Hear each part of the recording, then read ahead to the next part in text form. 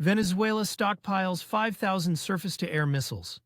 On the night of January 3, 2026, American helicopters crossed Caracas airspace for over an hour. Not one missile launched. Not one. The most fortified leader in Latin America vanished from a compound his own military called impenetrable. By morning, he sat handcuffed aboard the USS Iwo Jima, a black cloth over his eyes, photographed like a trophy. Donald Trump told reporters he watched the entire operation in real time. He called it a television show. Nicolás Maduro ruled Venezuela for 13 years. He inherited the presidency from Hugo Chavez and the largest proven oil reserves on Earth, 303 billion barrels, 1/5 of the global total. He survived American sanctions, assassination attempts, a failed coup in 2019, and indictments from 3 separate U.S. federal courts. He called himself the people's president. He surrounded himself with generals. Those generals made a deal. According to Latin American intelligence sources, senior Venezuelan military commanders reached a secret agreement with Washington in the weeks before the strike. The terms were simple. Surrender Maduro. Prevent a full-scale invasion. Keep your ranks. Keep your lives. When Delta Force helicopters descended on the capital, the order came down through Venezuelan command channels. Do not engage. The anti-aircraft batteries stayed cold. The radar operators watched their screens and did nothing. The wall built to protect Maduro became the door through which his captors walked. Delta Force, formally the 1st Special Forces Operational Detachment Delta, exists for moments like this. They are Tier 1 operators, the highest classification in American special warfare. Their selection process eliminates 90% of applicants. Their mission portfolio reads like a history of American interventionism. Saddam Hussein pulled from a spider hole in Tikrit. Abu Bakr al-Baghdadi cornered in a Syrian tunnel until he detonated his suicide vest. Abu Anas al-Libi extracted from Tripoli at dawn. Now add a sitting head of state to that list. The operation began in darkness. American aircraft struck Venezuelan military installations, the Defense Ministry, air bases, naval ports, for approximately 1 hour. Communications across Caracas collapsed. Power grids failed. The defense minister disappeared from contact and has not resurfaced. Then the helicopters came for the presidential compound. Trump described what followed with the enthusiasm of a viewer, not a commander. He said American special forces extracted Maduro from a heavily fortified structure. He said they moved through the building with precision.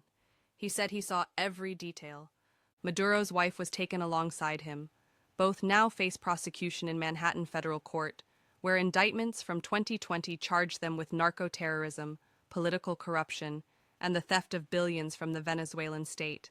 Additional charges are expected within days. The photograph released on Truth Social tells its own story. Maduro sits on a metal surface, wrists bound, face covered. The composition is deliberate. This is not documentation.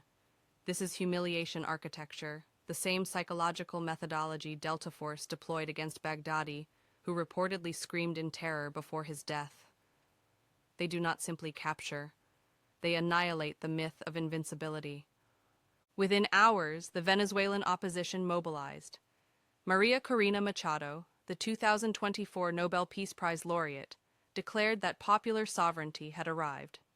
She called for Edmundo González, the opposition candidate who claims he won 67% of the vote in last year's disputed election, to assume power immediately.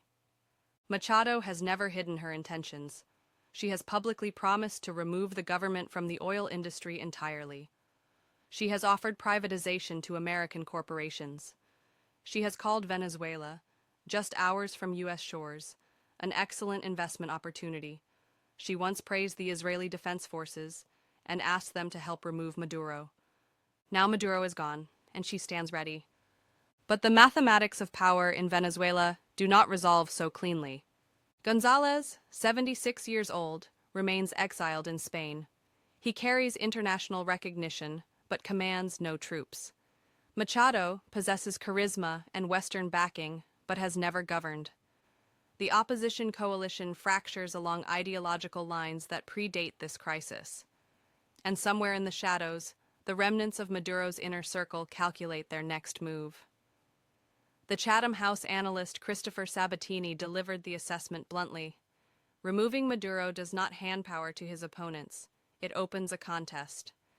The Venezuelan military remains the decisive variable. They facilitated this capture through inaction. They chose survival over loyalty. They will choose again when the question becomes who rules next. Beyond the generals, other forces wait. Armed groups like the Aragua Train, designated terrorists by Washington, control territory across the country. They profit from illegal mining, smuggling, narcotics. The state's collapse does not threaten them. It liberates them. Analysts warn Venezuela could fragment into competing zones of control, the government reduced to Caracas while warlords carve up the interior. Trump spoke of American oil companies arriving with billions in investment.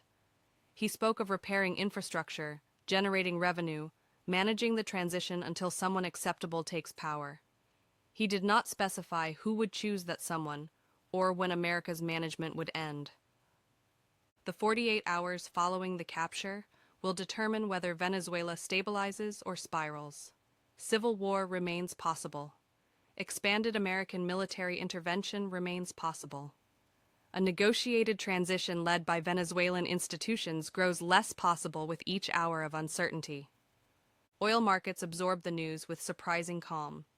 Venezuela produces only 1 million barrels daily, a fraction of its potential, hollowed out by sanctions, mismanagement, and decay. Global supply can compensate. Prices briefly touched $60 per barrel before retreating. Gold moved little. Analysts noted that the immediate military action appeared complete. But they added a caveat. If conflict escalates, if resistance materializes, if the power vacuum produces chaos rather than order, safe haven demand will surge.